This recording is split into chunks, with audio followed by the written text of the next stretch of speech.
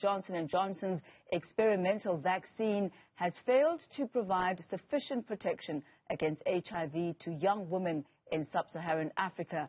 And this is in the latest setback to the field after a string of earlier failures.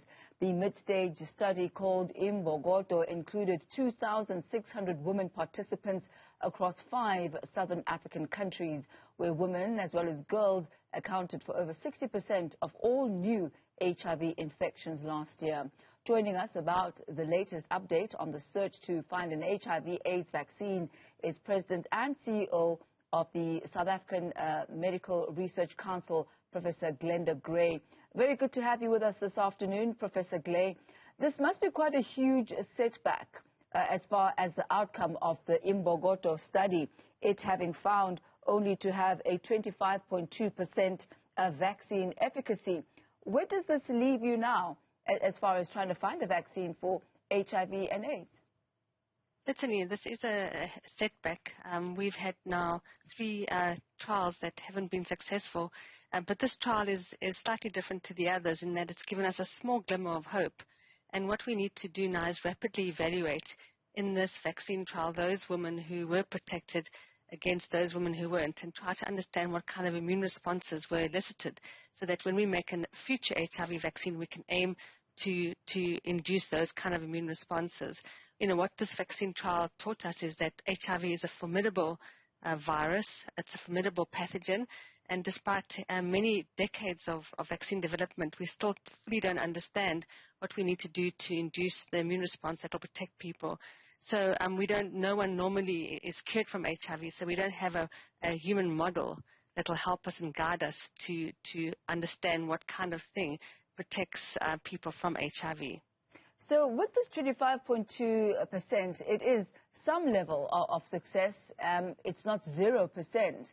So what do you believe are the common factors, perhaps amongst the recipients and the women and the girls who are part of the study in this 25.2%? What do you believe was the common thread that runs through them, and why the vaccine seemed to work for them? So I think we're going to have to more establish that doing the correlates work that we spoke about. But what we do understand and have seen from this trial, that is, if we don't induce neutralizing antibodies in big enough magnitude, we will not prevent infection. And so unlike the COVID vaccines, where the neutralizing antibodies protect against severe disease and death and transmission, we can't seem to induce those in our HIV vaccines. And we have to try and find out, in those women that were protected, were there any measure of neutralizing antibodies, and what can we do to augment them or to induce them in other women? So that's going to be the work that we will be doing over the next couple of months, to rapidly understand those signals in the women who were protected, and how we can help and produce a better vaccine that works systematically. Over what period of time was the Imbokodo study conducted? We started the trial in 2017, and we had to do our final 4th vaccination during COVID. And so the teams worked incredibly hard under level 5 lockdown, bringing participants in so that we could get our 4th vaccination in, and to try and get a readout on the vaccine trial for this year. And so this has been a long process. These vaccine trials cost hundreds of millions of dollars, and a huge investment, huge public-private investment. And so we also are grateful for people that continue to fund HIV vaccines, because we know it's a huge problem for women in Africa. We see high incidences of HIV that are as high as they were when I first started working in HIV in the late 90s. And so we have to find biomedical interventions that can protect women in Africa against HIV. Apart from the Imbokodo trial and study, are there other trials that are running concurrently? Yes, so we have a sister trial that's similar to this one. That is running in the Americas amongst men who have sex with men. It's a slightly different trial in that we have a different boost to this platform, as well as it has the people that we are investigating this vaccine in are at lower risk for HIV acquisition. And so we will continue with this trial. It's a very well-powered phase 3 study. hopefully we can conclude this study very soon and also see whether this, in this region, in that population with a slightly modified regimen, whether there was any more better vaccine efficacy.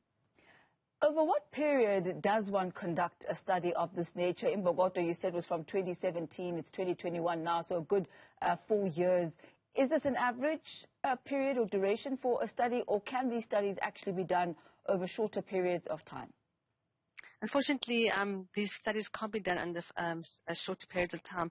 Normally for HIV vaccines, we normally give between 3 and 4 vaccines to try and boost the immune response, and it takes time to enroll people and follow them up. So we usually follow them up for 36 months after they received their full set of vaccines. So it's usually just over a year to get your full vaccination, and then we follow participants up for up to 36 months after that.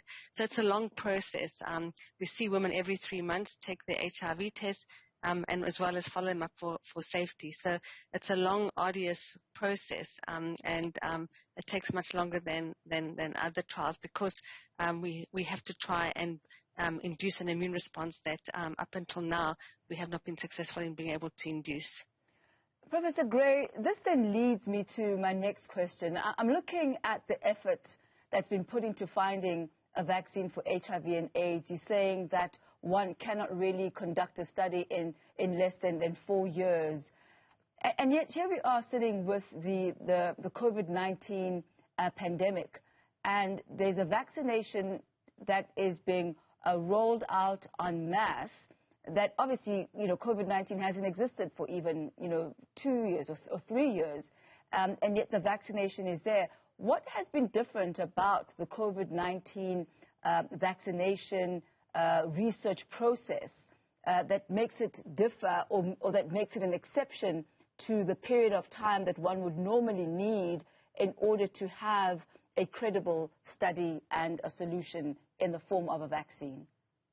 That's a great question. So first and foremost, HIV vaccine development helped accelerate COVID vaccine development. So the platforms that were used for COVID vaccines were well established for both HIV,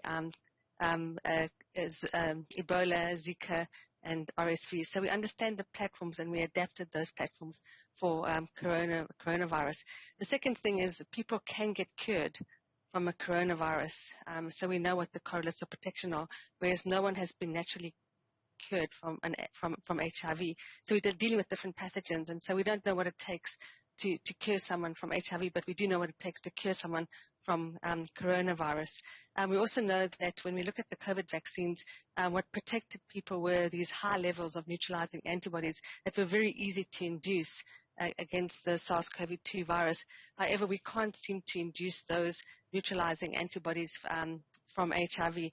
The other thing is that HIV, in comparison to SARS-CoV-2, mutates much more rapidly and hides its immune system from the host. With COVID-19, we know the spike protein attaches to the ACE2 receptor in our noses and in our respiratory system, and it's been very easy to target the immune response to the ACE receptor using vaccinations.